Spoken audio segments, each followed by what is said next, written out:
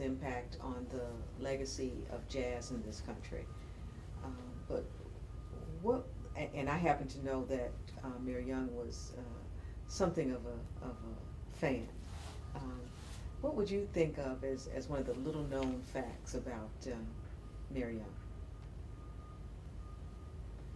Well, What do people not know?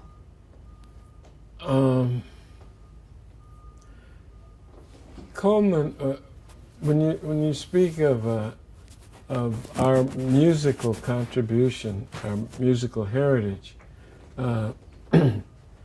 jazz, of course, changed the way music was received, not only in Detroit and across the country, but around the world. And the amazing thing is that it came out of African American music.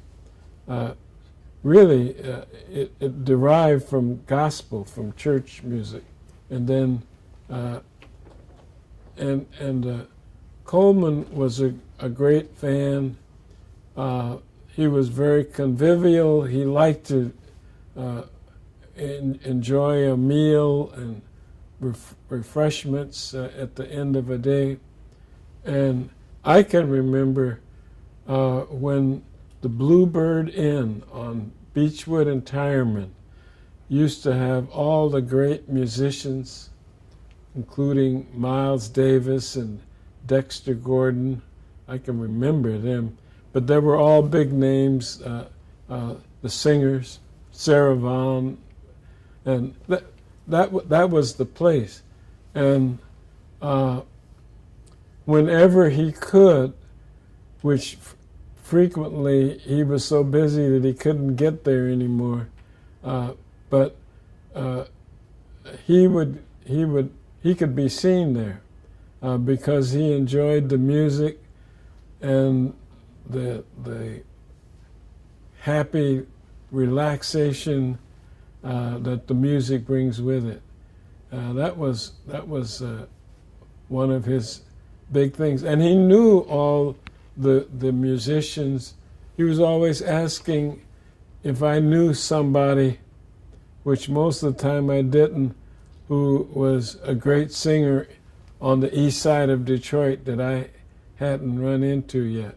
And Detroit became a great jazz center, as a matter of fact.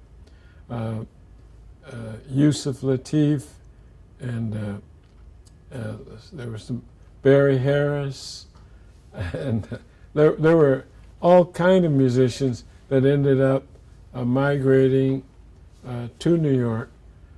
Some of them even went to Europe, and some of them didn't ever come back.